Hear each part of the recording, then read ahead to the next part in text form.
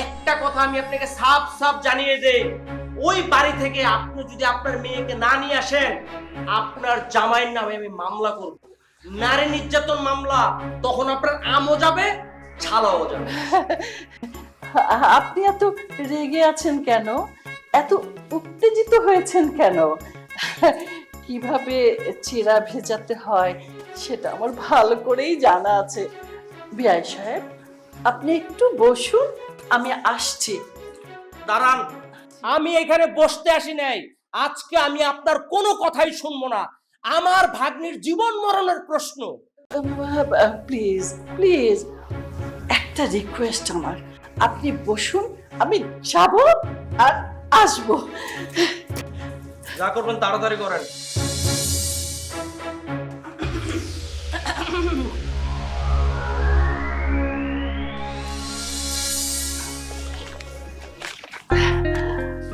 বিআই সাহেব, এই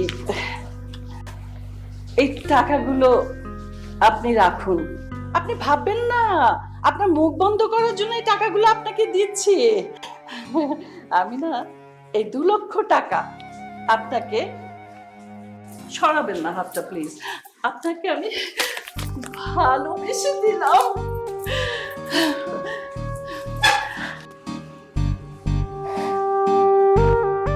আপনি আমাকে 2 লক্ষ টাকা দিচ্ছেন?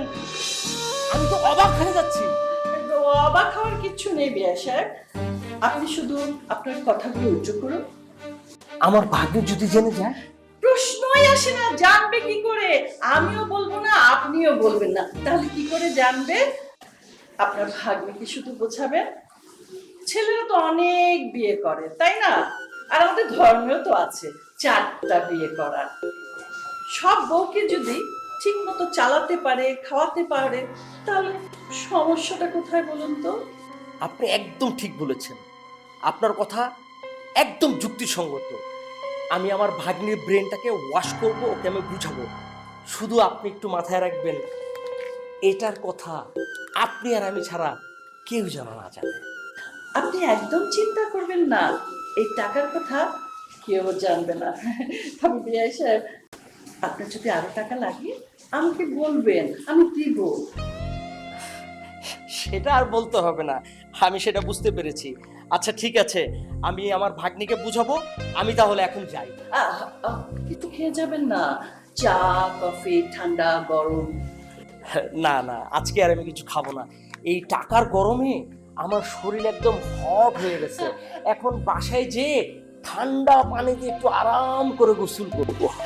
আচ্ছা আচ্ছা, ঠিক আছে, তাহলে আপনি বাসায় যে ঠান্ডা পানি দিয়ে গোসল করুন। ও আরেকটি কথা, এই আপনার ফ্রিজে কি বরফ আছে?